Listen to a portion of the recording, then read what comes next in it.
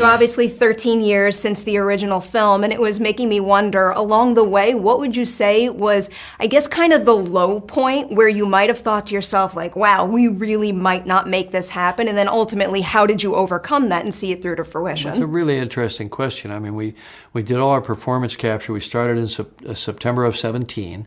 We did performance capture for a year and a half, then we did over a year of live action photography. I think the lowest point was, when we all got locked down. The whole world got locked down. Everything was up for grabs. All of our priorities suddenly didn't mean what we thought they meant, and recovering and coming out of that and getting back into production and then working for a subsequent couple of years on a film that might not have theaters to play in. And then slowly seeing the industry around me recovering as I'm finishing the film, and then building up optimism and confidence that there will be theaters to play the film in.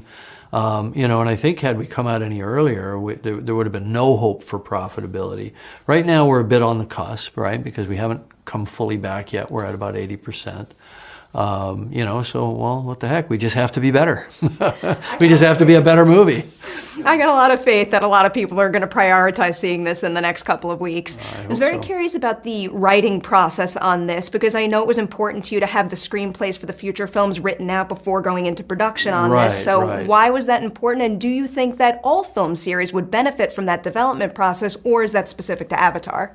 Well, I don't think it's specific to Avatar. I mean, if you look at my model was what Peter Jackson did with The Lord of the Rings, which was a crazy bet in its time. And really, hats off to that they took that chance to launch on all three of those films.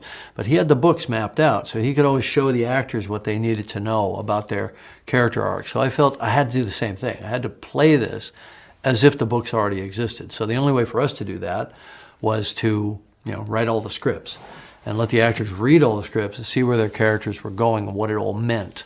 Not that that's actable in the moment, but I think it's something that the actors could work into their preparation for their characters, so they knew, okay, we're going to come in and film this in bite-sized chunks, not necessarily in sequence. We're going to be shooting parts of 2, parts of 3, parts of 4 on any given day.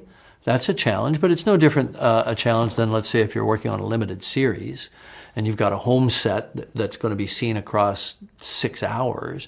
It's no different. I mean, I'm not saying there's anything unique about this, but I felt that it was the right way to approach it with the actors, and also to let them see where it's all going, so they're properly motivated and enthused, because the story's a corker. By the time we get down to 4 and 5, if we're so lucky, knock wood, to get that far, which is obviously driven by market forces, we have to be successful.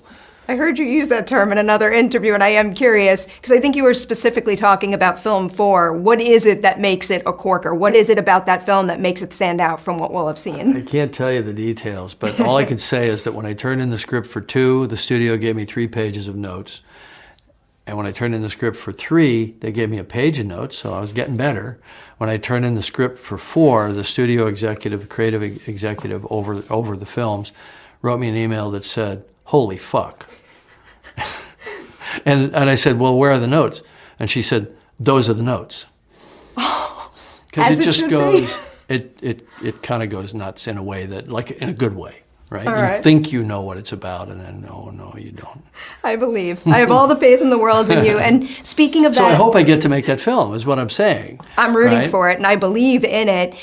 I can't imagine these movies without you at the helm, and I know you've previously said that one day you might hand the directing reins over to someone else. So what would you need to see in a future director to ensure to you that, yes, this person can, handle my baby and this gigantic production that, really, I can't picture very many people on this planet being able to kind of orchestrate and conduct?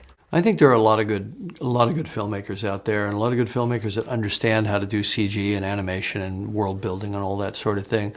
I think that what I would look for was somebody that is willing to be humble before the specific craft of how you make one of these films, because it's taken us, at this point, 15, 16 years to figure it out, and we're still learning day to day. So it would take time to transfer that knowledge, but I think, with respect to, or in respect to the studio that's writing these massive checks to create this world, this persistent world, I think it's good for us to have at least some kind of a plan to hand that over. You know, I mean, nobody lives forever, and I might get sick. Somebody in my family might get sick. You know, I might have to step back, and I don't want that to be the case. Obviously, I want to do all 5 of them myself. But I think it would be good to have some kind of a plan in place to be able to turn the reins over. Well, whether it's you, whether you're handing that plan over to someone else, I have faith. Congratulations Okay, yet all right, again. all right, thanks.